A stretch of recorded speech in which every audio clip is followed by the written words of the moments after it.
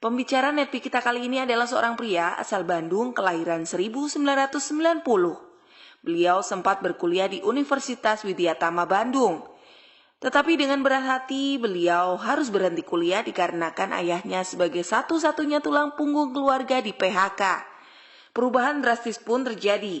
Beliau yang dulunya hidup nyaman dari orang tua, akhirnya harus memutar otak untuk membantu ekonomi keluarga. Walaupun beliau adalah orang yang sangat pendiam dan pemalu, tetapi hal tersebut tidak menghalangi keinginan beliau untuk mencari penghasilan sendiri.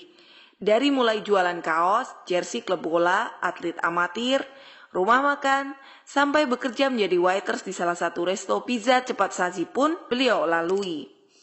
Pada tahun 2012, tepatnya bulan November, beliau dikenalkan dengan bisnis Tiens. Bisnis yang sebenarnya sempat beliau kenal sejak duduk di bangku SMA. Sejak beliau bergabung di Tiens, beliau sudah mendapatkan banyak reward. Di tahun 2013, beliau mendapatkan reward Success Trip, Scoopy, Glory Trip, dan mobil niaga. Dan di tahun 2014, beliau mencapai peringkat kehormatan Bronze Lion dan menjadi satu dari 15 penerima cash reward luxury car. Dan impian beliau pun terwujud satu demi satu melalui bisnis Tiens. Bagaimana proses perjalanan beliau menjalankan bisnis Tiens? Mari kita belajar dari Dimas Arimukti. Bismillahirrahmanirrahim. Assalamualaikum warahmatullahi wabarakatuh. Bapak Ibu, apa kabar? Ya, mudah-mudahan semuanya dalam kondisi sehat, berada dalam keadaan yang baik ya. Saya Dimas, saya live dari Kota Subang ya saat ini, dan alhamdulillah bisa kumpul sama-sama di Core Producer Meeting. Hari ini saya bahagia sekali karena berbagi dengan Anda yang memang sudah qualified sesuai syarat ya. Saya ucapkan selamat, dan tadi juga kita udah belajar dari materi yang luar biasa yang disampaikan oleh leader yang luar biasa, yaitu Pak Farid Akbar ya. Kalau barusan kita udah belajar prospecting ya, dan mengundang di era new normal, di era pandemi, dan saya akan melanjutkan membahas presentasi dan follow up ya di era new normal.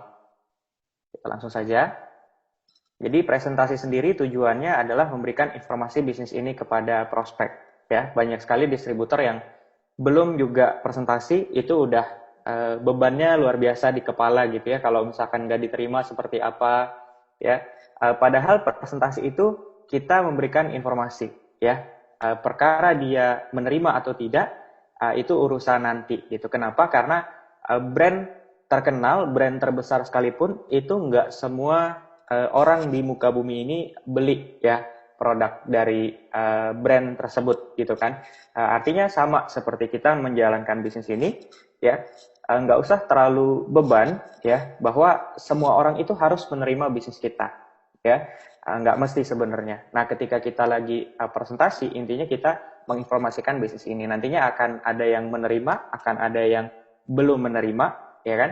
Yang paling penting kalau misalkan mereka belum menerima, kita tetap hubungan baik. Siapa tahu mungkin waktunya aja yang belum cocok gitu ya. Dan jenis presentasi itu ada dua ya. Yang pertama kita sebutnya one on one, ketika kita berbicara dari satu orang kita ke satu orang yang lain itu ya, satu ke satu, one on one, dan kemudian satu ke banyak, ini kita sebutnya dengan home meeting ya. Nah kemudian kalau di era new normal seperti sekarang, tentunya kita juga perlu memanfaatkan media online ya, karena kadang-kadang ada juga orang yang ketika kita mau temui mereka masih defend, mereka belum mau gitu ya. Jadi kita juga bisa menggarap dan memaksimalkan tools online gitu ya.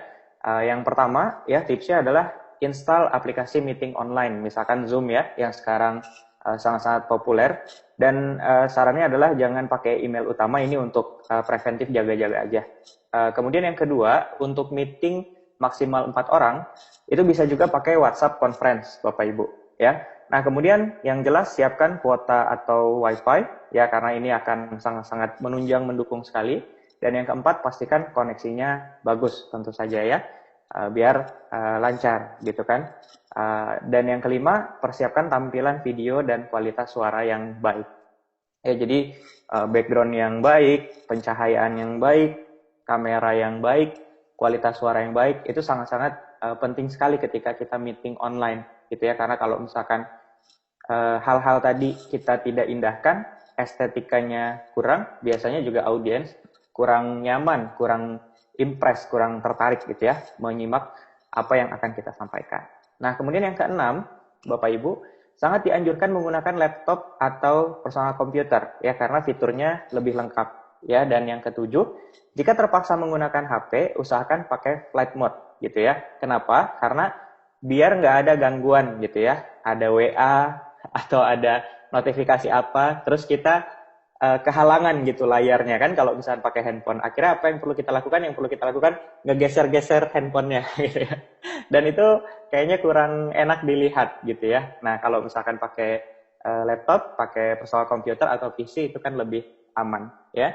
Kemudian yang ke-8 ya, undang prospek secara personal. Ini saya kembali mengingatkan ketika Anda bikin janji online gitu ya, jangan misalkan si link Zoom untuk home meetingnya itu di broadcast ke grup-grup, disebar ya. Kita udah ngalamin nggak efektif ya Bapak Ibu. Jadi kita harus gunakan personal touch. Jadi bisnis yang bisa berkembang baik adalah bisnis yang mengcombine high tech dengan high touch gitu ya. Jadi online-nya kita pakai, tapi touch personal, bangun bonding, bangun engagement juga kita tetap pakai gitu ya secara personal kayak gitu. Jadi undang prospek secara personal kayak gitu ya. Nah, kemudian yang ke-9, bangun interaksi dengan prospek saat HM berlangsung. Nah, itulah kenapa kita pakai Zoom ya. Kemudian kita juga bisa minta kesediaan dari prospek untuk menyalakan video gitu ya. Biar apa? Biar kita bisa interaksinya lebih enak gitu ya. Nah, kemudian yang ke-10, pastikan prospek menonton sampai akhir. Walaupun ya ketika kita udah ikhtiarkan juga ada ya prospek yang leave gitu ya, atau AFK gitu ya, away from keyboard seperti itu.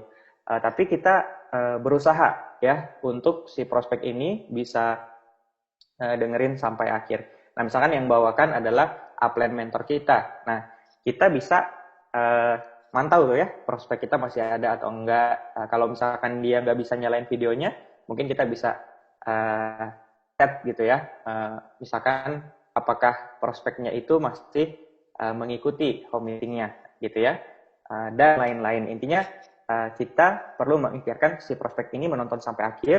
Dan yang paling penting juga adalah sampaikan pada prospek setelah selesai acara, ya kita akan lanjutkan sebentar membahas strategi bisnisnya seperti apa, kayak gitu. Biar setelah selesai acara tuh udah nggak yang langsung bye-bye gitu aja gitu ya, tapi kita sempat untuk melakukan follow up. Ya, kemudian saya juga ingin menyampaikan bahwa di beberapa tempat mungkin udah ada yang mulai berkegiatan secara offline ya. Ini pesan dari One Vision, pesan dari upline kita, dan kita perlu jaga sama-sama ya. Tips home meeting offline. Yang pertama, selalu update informasi terkait COVID-19, ikuti anjuran pemerintah dan dinas kesehatan setempat ya. Kemudian jangan lupa juga untuk selalu menerapkan protokol kesehatan dan lakukan adaptasi kebiasaan baru ya, seperti rajin mencuci tangan, menggunakan masker, jaga jarak ya, jangan terlalu dekat nanti takutnya saling sayang ya Bapak Ibu. Kemudian yang ketiga, lakukan dalam skala kecil gitu ya. Lakukan dalam skala kecil tapi titiknya banyak. Itu lebih nyaman dan aman, terutama di tempat-tempat yang mungkin masih kita perlu sama-sama menjaga gitu ya terkait dengan penyebaran COVID ini. Nah, kemudian yang keempat, jika mungkin tawarkan bisnis ini dari sisi online-nya. Apalagi di era pandemi atau new normal gitu ya.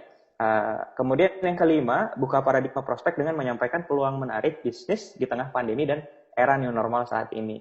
Gitu ya, kita bisa buka fakta-fakta tentang pemutusan hubungan kerja yang jumlahnya sekarang makin meningkat dari waktu ke waktu. Kita bisa buka tentang bahwa bisnis yang dulunya kita anggap settle, stabil, seperti KFC ya, seperti brand-brand yang lain ternyata juga terdampak dengan pandemi ini gitu ya.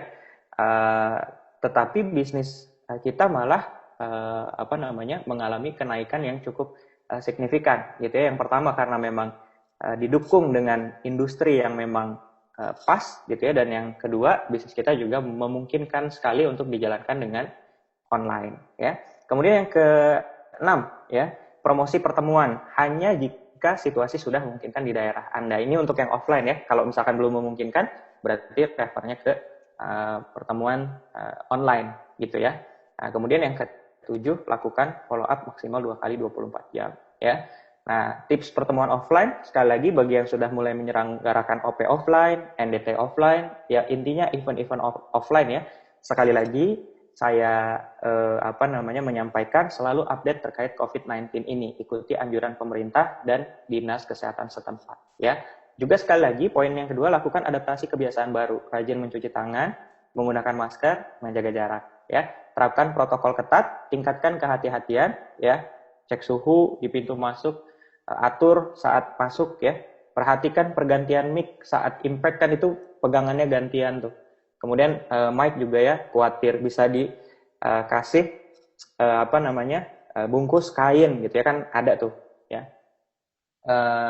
Atau kalau misalkan bintang 5-nya banyak, bintang 6-nya banyak, biar menyesuaikan dengan protokol, bisa dipegang dulu sama MC atau apapun. Intinya kita meningkatkan kehati-hatian gitu ya. Biar prospek juga kan, wah ini acara benar-benar memperhatikan protokol ya. Berarti ini tim playernya kredibel, panitianya kredibel gitu ya. Nah, kemudian yang keempat setelah pertemuan adalah saat yang sangat tepat untuk membantu prospek mengambil keputusan bergabung dan menyusun strategi terbaik untuk memulai ya. Atau setelah pertemuan adalah saat yang paling tepat untuk kita melakukan follow up Bapak Ibu ya. Nah, bicara tentang follow up, tujuan follow up ini adalah dua sih sebetulnya ya. Kalau saya boleh rangkum ya, Bapak Ibu jangan konsultasikan di CPM ini saja ya, tetapi Bapak Ibu harus konsultasikan lagi ke upline aktifnya. Dan ini yang saya lakukan karena ini sifatnya teknis, mungkin nggak selalu cocok dengan kondisi Bapak Ibu saat ini. Maka dari itu sekali lagi, jangan ambil konsultasi mentah-mentah hanya di CPM online ini, tetapi nanti Bapak Ibu silahkan konsultasikan lagi ke mentor aktifnya gitu ya. Tujuan follow up adalah membantu prospek untuk mengambil keputusan. Karena orang baru itu kadang-kadang masih mempertimbangkan. Nah, tugas kita untuk membantu mereka mengambil keputusan ya, dan mulai menjalankan bisnis ini dengan strategi yang tepat, dengan cara yang benar ya. Belajar follow up dari mana? Belajar follow up pertama dari upline aktif, yang kedua tentunya Bapak Ibu perlu dengarkan starter pack. Udah didengerin Pak, belum terlalu ngerti, coba dengerin lagi. Udah sih Pak dengerin, tapi belum terlalu ngerti, coba didengerin lagi, diulang-ulang. Kondisinya beda ya, walaupun starter pack-nya sama, biasanya dapat insight-nya beda. Kemudian kembali belajar dari upline aktif Anda gitu ya. Dan sekarang sudah dilengkapi juga dengan basic pack biar kita bisa lebih menguasai lagi ya tentang skill-skill yang kita butuhkan di bisnis ini, mindset dan mental yang tepat Bapak Ibu. Karena hanya profesional yang layak dibayar mahal. Jadi kalau misalnya Bapak Ibu ingin income-nya besar di bisnis ini, jadilah seorang profesional ya, bukan tentang Bapak Ibu bisa atau enggak ya untuk skill yang dibutuhkan di bisnis ini, tapi seberapa bisa gitu ya. Nah, seberapa bisa inilah yang akan membuat perbedaan antara yang bonusnya belum besar dengan yang bonusnya besar. Maka dari itu pastikanlah Bapak Ibu menjadi profesional ya, agar Bapak Ibu semua layak untuk dibayar mahal, memiliki bonus yang besar. Amin ya. Nah, kemudian tips follow up Bapak Ibu ya. Follow up online ya, setelah tadi presentasinya online, ini kita bahas follow up online. Ini bisa menggunakan Zoom meeting juga ya. Nah, biar apa? Biar kita bisa menggunakan slide ya, atau bisa juga WA conference maksimal 4 orang. Ya, intinya yang tadi saya bilang, bantu prospek untuk mengambil keputusan ya dengan sentuhan yang lebih personal. Kalau misalkan home meetingnya umum, mungkin OP-nya juga online, sifatnya umum, nggak bisa tanya jawab. Nah, ketika follow up itu baiknya memang di sini ada interaksi yang lebih personal, sentuhan yang lebih personal, ya, mau itu offline, mau itu online. Nah, kemudian selalu saling mengingatkan untuk menerapkan protokol kesehatan untuk kegiatan offline, termasuk ketika follow up, gitu ya. Kadang-kadang kita udah rapi-rapi nih di awal, ya, umpamanya OP gitu ya. di depan, wah udah dijaga jarak, panitia ngatur, ya kan? Cek suhu dulu pakai termogan. Pas masuk, kursinya diatur jaraknya, ya kan? Udah cakep banget lah, ya, udah cakep banget, kayak gitu. Nah, terakhirnya Bapak Ibu, ya, karena udah seneng, pertemuannya sukses, rame, pada berpelukan, ya kan? Kemana jaga jaraknya gitu ya? Akhirnya kan ambiar begitu ya. Nah, jadi hati-hati. Atau misalkan ada sesi foto bareng habis acara gitu ya sama teman-teman selfie-selfie deket-deketan gitu. Nah itu hati-hati kayak gitu ya. Nah, bisa dengan nggak jabat tangan dulu, maksimal kita pakai tangan tuh ya. Nah seperti itu. Jadi saling mengingatkan, kadang-kadang lupa ya, udah tahu tapi lupa. Jadi saling mengingatkan. Nah kemudian lakukan follow up maksimal 2 kali 24 jam ya, karena kalau misalkan lebih biasanya udah lupa. Yang tadinya udah semangat juga semangatnya udah turun lagi, ketika ngobrol dingin lagi gitu ya. Jadi biar masih panas, masih hangat, lakukan 2 kali 24 jam. Kemudian setelah selesai pertemuan online maupun offline adalah saat yang terbaik ya, sekali lagi Bapak Ibu, untuk membantu prospek mengambil keputusan ya, closing dan memulai menjalankan bisnis ini dengan strategi yang tepat ya. Jika pertemuan masih jauh ya, poin kelima, kalau memungkinkan bisa mulai membangun tim dan memulai membawa undangan ke pertemuan. Jadi kalau misalkan memang home meetingnya masih jauh dengan pertemuan berikutnya ya, dengan OP, mau itu online mau itu offline.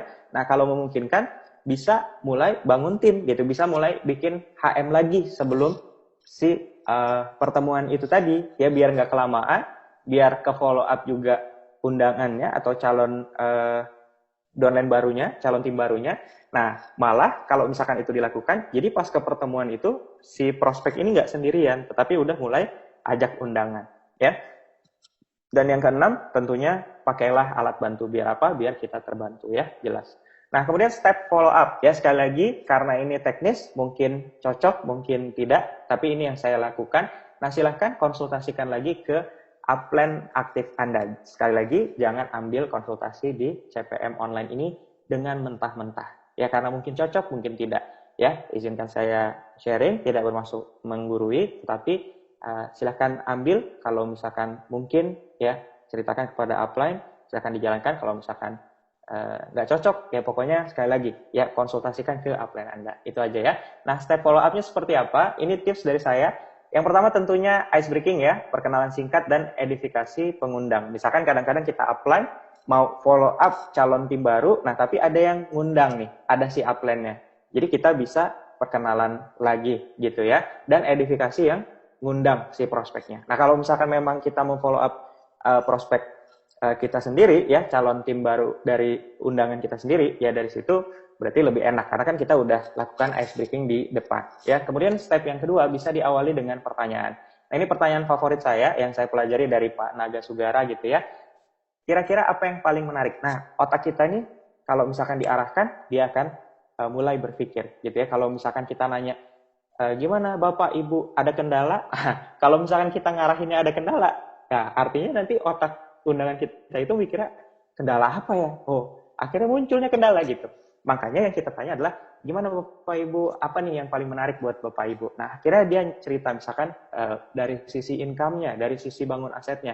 Itu tadi yang terakhir sharingnya bagus banget, menginspirasi banget. Nah, akhirnya kan positif ya. Kemudian yang ketiga, menjelaskan aktivitas bisnis ini dengan sederhana. Biasanya saya ngejelasin biar tim baru itu kebayang, biar prospek itu kebayang. Saya bilang bahwa aktivitas bisnis ini tuh sederhana banget ya. Yang pertama selling, ya kita menjual gitu ya, cari pelanggan, nanti kita melayani pelanggan. Yang kedua networking atau team building, biar apa? Biar bisnis kita bisa melipat, omsetnya melipat. Kalau kita jualan sendiri 5 juta, kalau misalnya kita punya 100 orang yang jualannya juga 5 juta, artinya kita punya omset 505 juta. Nah itulah pentingnya bangun tim, biar menjadi faktor kali, biar menjadi lipatan atau gulungan momentum gitu ya. Dan berikutnya adalah mentoring, mengajarkan tim.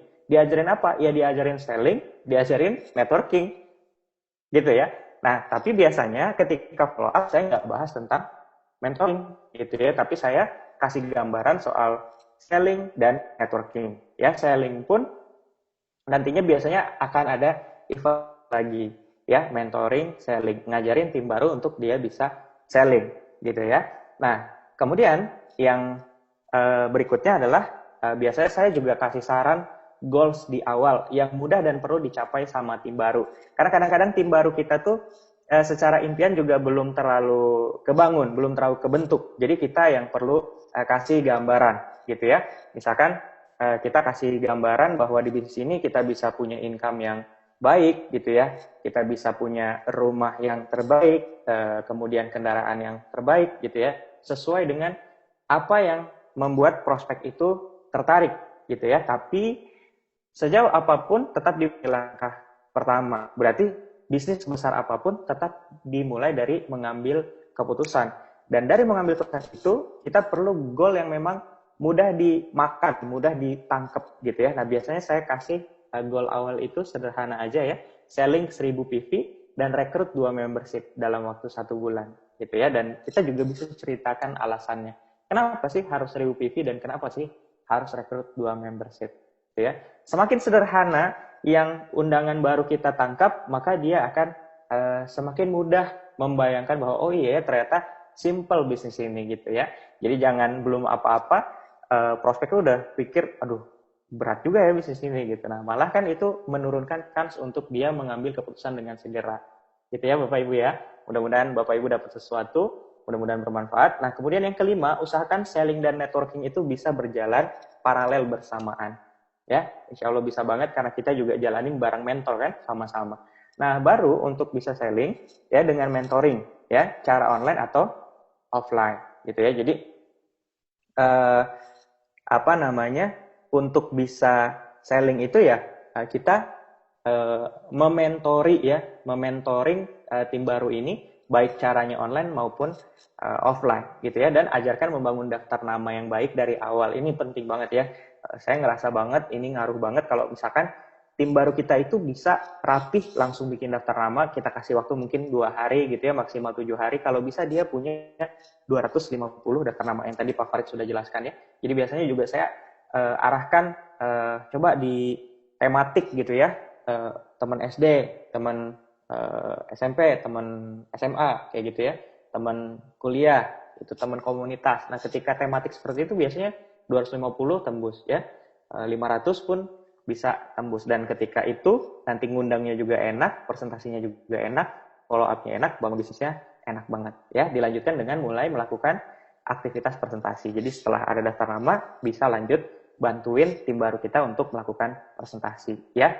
Awalnya dibantu mentor, sampai nanti ke depannya dia bisa melakukannya sendiri. Ya, yang keenam, arahkan calon tim baru untuk mengambil paket membership sesegera mungkin. Kalau bisa on the spot, wah keren banget ya. Atau maksimal 2 minggu ke depan. Kalau saya biasanya yang paling penting calon tim baru ini bisa mulai dulu aja. Karena ketika dia mulai lebih in touch sama kita, kalaupun misalkan dia belum bisa membership saat itu, ya biasanya sambil bareng kita makin kenal, impiannya makin kebangun, makin ngerti bisnis ini, akhirnya closing juga. Daripada kita udah nge-push di awal, ngotot di awal, orangnya nggak nyaman, akhirnya orangnya kabur, nggak mau lagi kontakan sama kita. Nah, kalau saya lebih memilih soft di depan. Ya, saya lihat peluang, saya lihat celah. Kalau misalkan ini memungkinkan untuk langsung di closing membership, saya closing biasanya. Tapi kalau misalkan enggak, nah saya baik-baik aja dulu ya. Yang penting orangnya masih nyaman sama kita. Seperti itu ya. Tapi saya targetin ya maksimal 2 minggu ke depan kalau bisa sudah membership gitu ya. Dan sebulan tadi ya, kalau saya itu targetkan ke tim 2 membership sebulan ya minimal. Nah, kemudian maksimalkan potensi dengan mengarahkan untuk tembus membership di momen terdekat. Nah, Bapak Ibu bisa memakai momen terdekat untuk memunculkan urgensi gitu ya. Kenapa sih harus mengambil membership segera? Nah, misal ada tutup buku mingguan ya. Atau Bapak Ibu bisa membuat challenge meeting ya, baik personal maupun gabungan gitu. Dulu waktu saya awal menjalankan bisnis ini, itu saya sering banget ya meminta upline saya, Pak Andika, untuk Pak, ini saya mau minta jadwal ya, mau kenalin tim baru saya ya. Saya udah challenge orangnya, kalau misalkan dia bisa closing paket membership, saya izin ya ketemukan dengan Bapak. Nah, upline saya kasih waktu, nah saya challenge tuh ke tim baru saya gitu ya, misalkan yang tembus sekian orang gitu ya. Kemudian saya temukan dengan Pak Andika gitu ya. Kalau misalkan timnya udah mulai banyak ya bikin aja challenge meeting, misalkan CP minggu pertama gitu ya, atau CP minggu kedua, atau misalkan bisa juga yang close membership minggu pertama, yang close membership minggu kedua, nanti ada special meeting bersama Bapak X bersama Ibu Y misalnya gitu ya. Kita bikin seperti itu, jadi ada urgensi gitu ya, kenapa orang itu harus mengambil membership sebelum tanggal sekian. Nah, kemudian yang ke-8 ya, berikan alasan kenapa harus membership. Ya, biasanya saya cerita kalau stok itu lebih semangat gitu ya. Kalau misalkan ada stok ditaruh di kamar, kita tatap dalam-dalam, pasti otak kita mikirnya ini gimana cara ngejual uang kita di sini semua. Tentunya secara psikologis lebih semangat untuk selling. Yang kedua, lebih mudah untuk dapat testi pribadi, karena sebagiannya bisa kita pakai ketika dapat testi pribadi, biasanya juga jualan lebih powerful gitu ya. Beda sekali dengan kalau misalnya kita nggak pakai produknya. Makanya di 7 langkah, langkah kedua adalah pakai produk gitu ya. Yang ketiga, lebih mudah ketika selling ya, karena misalkan ada stok, nggak mesti ke stokis dulu, nggak mesti ke outlet dulu, tapi bisa langsung lepas ke konsumen. Yang keempat, sinyal serius kepada mentor. Mentor kita banyak, gimana caranya mentor juga sangat memperhatikan kita ya. Kita tunjukkan sinyal serius, nggak cuma ngomong doang gitu ya, tetapi dengan menjadi membership. Biasanya saya bilang ke undangan baru seperti itu ya. Kemudian mendapatkan akses belajar yang lebih premium gitu ya, bisa ikutan challenge ya, bisa ketemu sama upline ya kan, bisa ketemu sama mentor. Nah, itu dijual ya, edifikasinya dijual. Gitu. Yang berikutnya adalah potensi keuntungan yang lebih besar. Jelas ya, ketika membangun tim, mau downline kita platinum pun, kalau misalnya kita bintang 4, maaf, ya kita nggak ada bonus gitu ya. Artinya penting sekali untuk kita membership, biar apa? Biar kita punya keuntungan yang lebih besar ya.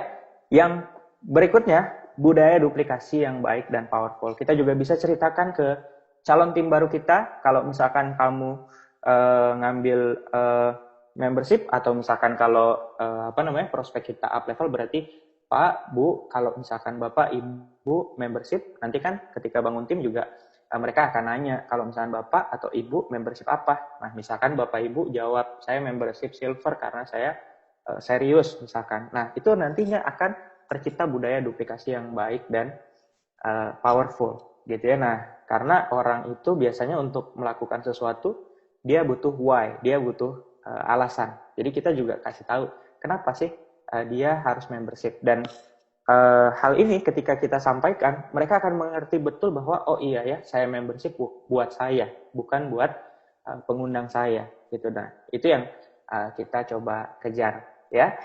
Mungkin itu yang bisa saya sampaikan, dan ini ada kata-kata yang luar biasa dari Zig Ziglar ya. Anda tidak perlu hebat untuk memulai, tapi Anda perlu memulai untuk menjadi hebat ya. Terima kasih, semoga bermanfaat. Assalamualaikum warahmatullahi wabarakatuh.